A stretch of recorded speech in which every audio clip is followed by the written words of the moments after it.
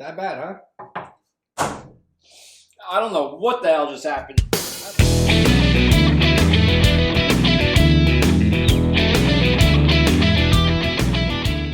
Hi, welcome back to Everyday Whiskey. I'm Mike. And I'm Dan. And on this week's episode, we are doing a Jack Daniel's vertical. We took two of their core series, and then we added in their newest release to see if anything changes between each bottle. Their newest release, the newest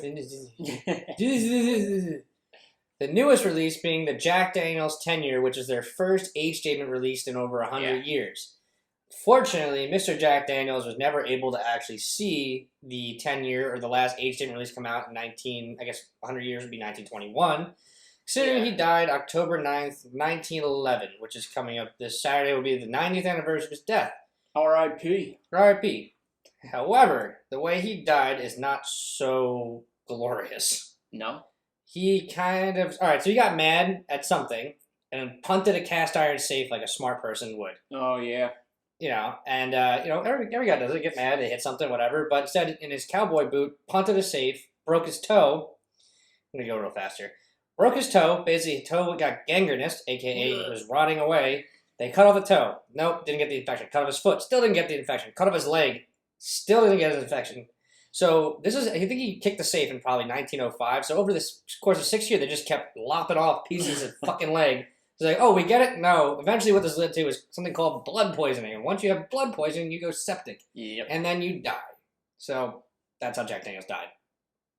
R.I.P. R.I.P. All right. On to the whiskey. On to the whiskey. On a lighter note, let's start with Old Faithful. And on a more serious note, don't kick safes. Yeah, don't do that either. Or punch phone Regular old Jack number 7. I'm sure everybody knows exactly what this Everyone is. has either had a really good time or a really bad time. Yeah. Most famous cocktail, Jack and Coke. I can't say I've really had it straight up. I've had it straight by itself. At least not in any time soon. I had it over ice though, so. And we're gonna go easy because your bigger glasses. Yeah. We are using here. Yeah, we got the single barrel. Well, they don't have anything. No, it's got JD on the bottom. The very bottom. Yeah, JD's single barrel glasses here. Obviously, because we got the single barrel in the 10-year. Figured it would be appropriate. I honestly merchandising for. I can't tell you when the last time I had Jack straight was. So. All I know is when I did have it straight, I thought it was not. It was in Connecticut at my sister's because that's all she had to drink. Oh, okay. Much more recent than me. We're talking like years. I don't even know if I was legal. It was when we first started dating, so it was probably a year and change ago. Alright, so more recent for you. Tell you what, the nose smells pretty good. It actually does. Pretty sweet. Wait, no. I don't know. It smells pretty I get like standard. that Coca-Cola syrup thing. A little sweet. Oh, there's the ethanol. Yeah, I was gonna say a lot of ethanol on it. A lot of ethanol, and this should just be your average 40 proof, right? Or 80 proof? Yeah, 40%, 80 proof. What's Jack? It has this like Jack always has like this odd like peanut or peanut oil taste to it. Yeah. To me, and it burns. And it burns. It's Jack. It's not bad. It's Jack. It's honestly not nearly as bad as what I remember. And again, like I said, the last time I had this, I was probably. I don't even think I was of age to drink. So this is long before I enjoyed whiskey, long before I enjoyed alcohol. Yeah, I don't think we need to go through like a full like review of Jack Daniel's number 7. Like no, it's just old Jack number 7. If you've never had Jack Daniel's, then I don't know what to tell you. Yeah, you either don't drink or you're blind. Yeah, it's just your standard, most famous bourbon on the market. I feel like you would have had to have accidentally had it at some point. I think everyone has. Yeah, it's been around for quite some time. Oh, it's probably your dad's coffee on Saturday mornings. Probably. Or it is your dad's coffee on Saturday mornings. It's called a sippy cup. All right, next we have got probably if not my favorite or not one of my favorite products from Jack Daniel's. Yeah, and that goes for a lot of people. The single barrel really is something else. And so all right, so Mike and I just had this discussion. Jack Daniel's single barrel, it is a single barrel, yes, but can you technically call it a single barrel? To me, no.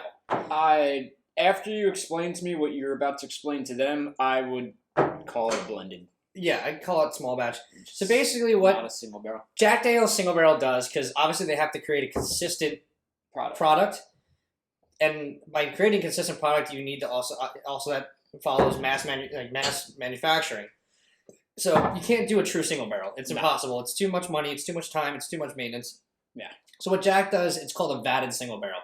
You have a dedicated rack in your rick house that basically is like, okay, this is Jack Daniel's single barrel right here. Yep. So what they do is they take all those single barrels, they put them into a vat, and they basically blend them together to create a consistent taste each time. So that's why if you've got the single barrel, yes, they slightly change because each single barrel will change by season, by because of weather, whatever outside influence you're gonna have.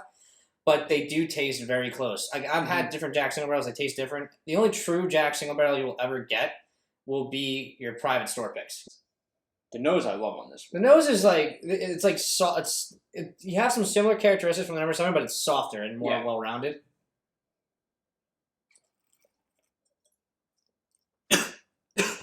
That bad, huh? I don't know what the hell just happened. I love this. And once again, all the Jack single barrels have this innate, slight peanut taste to it. It's this little peanut note that I get. It's something out of Wild Turkey Rare Breed. Why did that burn so much for me? I don't know. Did you inhale as you swallowed? I don't know. It might have went down the wrong pipe. Wow, that was not supposed to happen. Oh yeah, but MSRPs. So your regular Jack Daniel's is going to be about $25 a bottle. This is going to be about we'll call it. I haven't bought it in a while. We'll call 65, 70, and then we'll get to that guy. This guy, don't worry about this guy.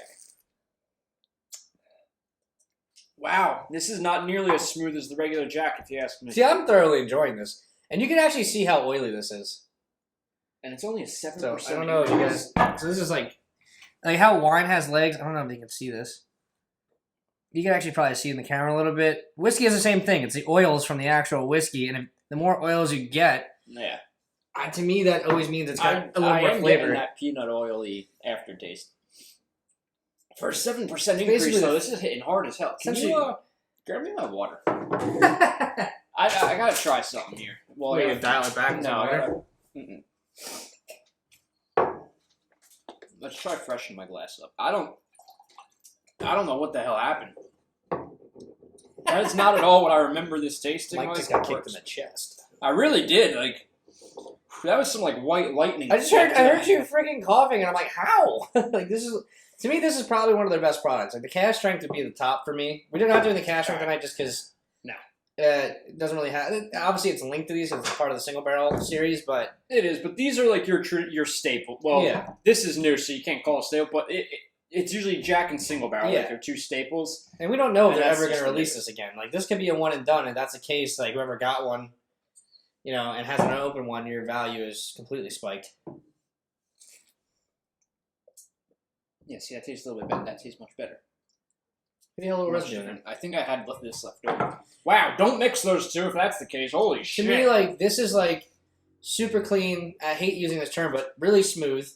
You get that little peanut note to it, and you get that nice little, kind of Coke syrup thing going on in the background. You do get a lot of oak with some water. Yeah. There's some residual water in here. And the single barrels are a non-age statement, or an NAS. If you're in the industry, it's an NAS.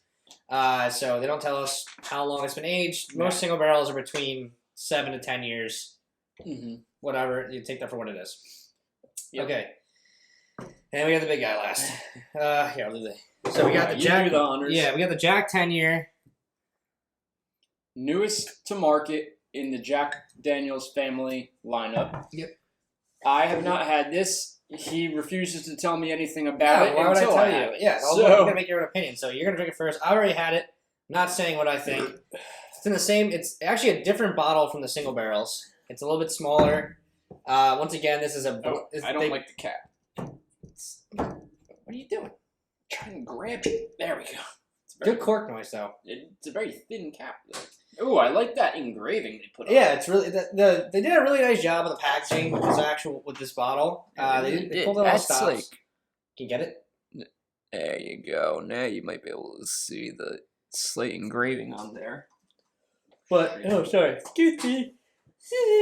But yeah, so obviously this is a blend of different 10 years. The youngest whiskey being 10 years that goes into it. Once again, they do this for a consistent profile. Yeah, we don't know if this is I a don't one know and why I kept it. we don't know if this is a one and done or if this is something they're gonna regularly release like once a year. But yeah, it's awesome. I think this is different. I get a little, and it's definitely gonna attract some attention. And like I think Jack Daniel's needed that product. Like they have like Jack Gold and Sinatra, but they needed this product that was at that. This is anywhere between $75 and $100 on a shelf, depending on which store you go to. And this really does pop. I get a spicier nose than the other two. A little bit of I get cinnamon. Yeah, I get more cinnamon. I get a little brown sugar. Yeah. So the nose is definitely. I will say, amongst all their products, they have a fairly consistent nose. However, this is the most different. Yeah, this one differs. I get the Coke syrup again, and at back end of the nose, you get the Coke syrup again. And if anybody doesn't know, so obviously Jack Daniel's you can't call bourbon technically, so it's Tennessee whiskey. But for all respects, this is bourbon. They're making bourbon. The only different process that Jack Daniel's whiskey goes through, and even some other Tennessee whiskey go through, it's charcoal filtered. So just like your cheapest like dog shit vodka on the bottom of your shelf that's 7 times distilled, is charcoal filtered, so is Jack Daniel's. And what that does is it removes all of your impurities out of the whiskey. It removes some fatty amino acids that may help or hinder taste, depending on how you look at your distilling. I don't know. Me personally, I kind of think it hurts it. But I don't know. And like Jack's been doing it for 160 years, so like maybe not 160 years. I just whipped that out my ass, but that's the only difference. And that's like if you want to say what the difference between Tennessee whiskey and bourbon is, the charcoal is the difference. It's definitely that's the Donnie difference. It's definitely a little spicier than the other two. It's the highest proof. It's 98. 98 proof. 97. Single barrel is 90. All right, so it drinks 94. It drinks that of a 98 proof, I'd say. It's not as all right to me. It's not as well rounded as the regular single barrel. Yeah, I think this one has smooth like. You can paint a picture in your head like if you're looking at like an object. The single barrel has like nice rounded edges to it. Yeah. It's very well balanced. It's very clean. It's very easygoing. It's predictable too, which is nice. That's a little more jagged. This one has more flavor, I will say, but it's also got more of a punch. So depending on how like what kind of like whiskey bourbon you like, this definitely has a little more of a kick to it, but also more flavor. You kind of get more of that like really charred wood note to it. Yeah. See, I don't think it has the right. Easy there. It's coming back to get me. It's got flavor. The devil's gonna get me. It's definitely got more flavor, but I don't think it has the right flavor to pair with the kick that it gives. Yeah, I don't know. I think the kick is like kind of ill-timed where it comes up. It comes up very quick, but then it mellows out. I don't know. It's interesting. I mean, after trying it, I wouldn't run out to the store to try and find one personally. See, like again, I'm not a huge fan of Jack products at all. And I'm on the other end of the spectrum where I love all the Jack Daniel's limited releases. I like the single barrels, and I liked this one, the gold single barrel. Oh, the barrel proof is free. That one was really. That was delicious. That's really good. I personally like the 10-year. I'm not gonna whatever you paid for it. I don't. We're not gonna get. I'm not gonna get into the pricing. But if you're a Jack Daniel's enthusiast, like that's your drink, you collect the Jack Daniel's bottles, all the releases, like you definitely need to get this. Like, I'd say so. From a collector standpoint, I wanted to get this. I need to have this just because I do enjoy all the Jack Daniel's limited releases. Yeah. But if you're just like a passerby and you kind of dip in and out of Jack Daniel's and you can care less like what they do, I don't think I would buy it. It's for the price point you could pay. Again, the only reason I might pick one up is, like Dan said, is a collector's thing. I don't particularly own a lot of stuff by Jack Daniel's, but I do like collecting bourbons and whiskeys. And this, like you said earlier, this could be a one and done. This might be my only opportunity. And the history's cool behind it. I probably will. You're tasting history here. You're tasting the first release in 100 years of any age statement they've tried to produce. And I'm sure there's like some marketing going behind this and some smoke and mirrors, but for face value, it's awesome. Yeah. I think it's really cool. I do think a cigar would round this one out. Yeah, I would very well. We will. I definitely want to have a cigar with this, and then we'll get back to it. Yeah, because it's like I said, that flavor profile is just not backing up that kick that it gives. But I think with a cigar to help numb your tongue, it might all come together a little bit better. So this might be a cigar sipper, just like that old Ezra 7. Yeah, which I never had. And that could that could completely change this whiskey. I mean, you're sipping on it while having a cigar. It could completely. Like, to me, this definitely has a good sweetness to it. It's Yeah. like I said, it's definitely a little more harsh than your regular straight up single barrel, but it's got some really nice redeeming qualities. If you like your whiskey to have a little more of a punch to it, this will be perfectly fine for you. It'll suit you really nice. I feel like it just needs a little bit more oak in there, and then it would be perfect. And it sounds bad. I know it's aged 10 years or whatever blends they put in this were aged at least 10 years, but yeah, I don't know. Maybe a little more wood influence. It needs a little more something, and it would be a damn near perfect. It's close. Bourbon. It's really close. Like it's almost there. It's just got this like little hitch to it that I'm not nuts about it. And it's like you can feel it, and you can taste it. Like you get the flavor, and then the flavor drops off immediately, and you're hit with just the kick and the alcohol, that burn. Yeah. So it's almost like it's skipping a something. Also, like I think they're missing too, something right in the middle to help just smooth it all out. This will probably be the last point that we make about it too. Like, I let mine sit out for 20 minutes before I actually drank it. Not on purpose. I just Did that help it? Yeah, I didn't. So maybe I didn't get this kick that I just got now. Okay, so you might need to aerate a little. I would also say aerate it a little bit. It's not fine wines. I don't let it sit out for like 2 days and like whatever. That's understandable. Well, I'm the type where I'll pour a thing of whiskey, but I won't start drinking. I'll let it sit. Yeah. For a So bit. if you let it sit, the air definitely does it some it. justice. If you want to if you put over ice, anything over ice is smooth. Yeah, because right now you have like the kick here and the flavor here. It's like it's just missing a little something to bring them both up to the some sort of level. like binder. That's I don't know, but either way, I love Jack Daniels. I love the Jack Daniels. I'm not a crazy fan of the regular Jack, but that's just me. But all their single barrel productions and all their limited releases are really well done. They usually hit it out of the park. It's super tasteful. Yeah, super tasty. Yeah, their ryes were good. The gold label barrel proof is excellent. So, like I said, as we do with this stuff, like I'm not gonna tell you yes or no to buy it. Leave this up to your own opinion. Yeah. Just use the information we gave you to make the best educated decision that you can. Yep. I think that's the best way to say it. So yeah, as Mike said, this was Jack Attack. Yes. Thank you, guys. Right.